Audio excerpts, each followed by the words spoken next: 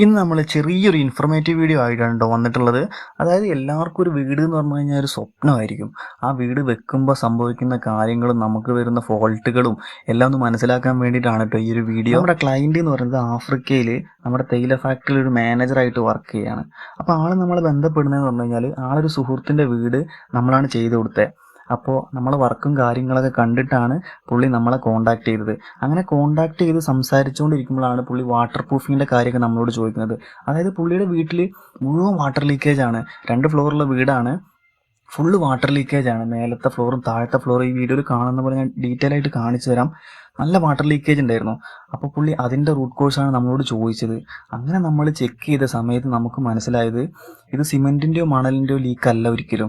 പിന്നെ ഒരു കണ്ടംപററി സ്റ്റൈലാണ്, ലീക്ക് കുറച്ചൊക്കെ വരും. എന്നിരുന്നാൽ കൂടി ഇത് ഭയങ്കരമായ ലീക്ക് ആയതുകൊണ്ട് തന്നെ നമ്മളിതിനെക്കുറിച്ച് പഠിച്ചു, ഡീറ്റെയിൽ ആയിട്ട് സംസാരിച്ചു. എഞ്ചിനീയർ ലെവലിൽ വരെ നമ്മളിത് സംസാരിച്ച് കഴിഞ്ഞപ്പോഴാണ് നമുക്ക് മനസ്സിലായത് നമുക്ക് പുതിയ രീതിക്ക് ഒരു കട്ട വരുന്നുണ്ട്. ഇപ്പോൾ ട്രെൻഡിങ് ആയിട്ട് സോഷ്യൽ മീഡിയയിൽ കിടന്ന് കളിക്കുന്ന ഒരു കട്ടയാണ് നമ്മുടെ ചെങ്കല്ലിൻ്റെ പൊടിയും നമ്മുടെ സിമെൻറ്റും കംപ്രസ് ചെയ്തിട്ട് ഒരു കട്ട വരുന്നുണ്ട്. ഈ കട്ടയാണ് അവിടെ ചൂസ് ചെയ്തിരിക്കുന്നത്. അപ്പോൾ അതുകൊണ്ട് തന്നെ ഈ കട്ട ഭയങ്കരമായിട്ട് വെള്ളം കുടിക്കുന്ന സമയത്ത് നമുക്കിത് വെള്ളം വലിച്ചെടുക്കും. അങ്ങനെ സ്പ്രെഡായി പോകും. അങ്ങനെയാണ് ഈ വീട്ടിൽ മുഴുവനായിട്ടും ലീക്ക് വന്നിരിക്കുന്നത്. ഇതിൽ നമുക്ക് ഏറ്റവും വലിയ ചലഞ്ചസ് ആയിട്ട് വന്നതെന്താ വെച്ച് കഴിഞ്ഞാൽ മഴക്കാലം തന്നെയാണ്. ഭയങ്കര മഴയാണ് നമ്മുടെ നാട്ടിൽ. പക്ഷേ മഴക്കാലം നമുക്ക് കണക്കിലെടുക്കാതെ ആളുടെ ലീവ് നമ്മൾ കൺസിഡർ ചെയ്യണമല്ലോ. പുള്ളിക്ക് 1 മാസത്തെ ലീവാണ് വരുന്നത്. അതിനുള്ളിൽ നമുക്ക് ഓൾമോസ്റ്റ് തീർത്ത് ഹൗസ് വാമിങ്ങിനുള്ള പരിപാടി നമുക്ക് ചെയ്തു കൊടുക്കണം.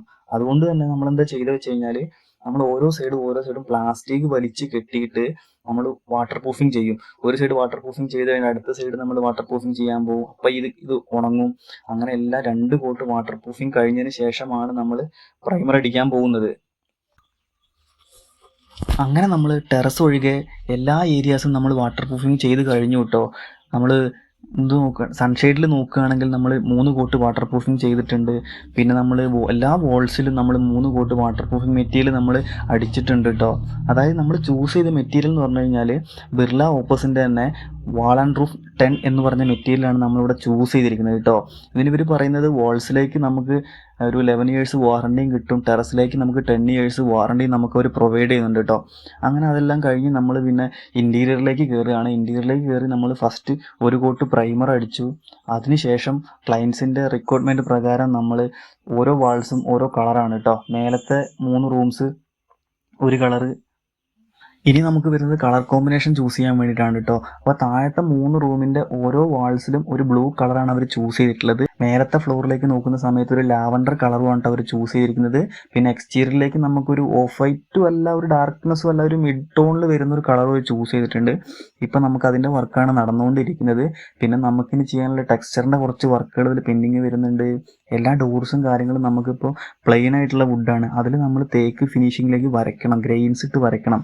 കണ്ടു കഴിഞ്ഞാൽ നമുക്കത് പക്ക തേക്കിൻ്റെ വുഡാണെന്നേ പറയത്തുള്ളൂ. ആ രീതിക്ക് നമ്മൾ വരച്ച് സെറ്റായി കൊടുക്കും.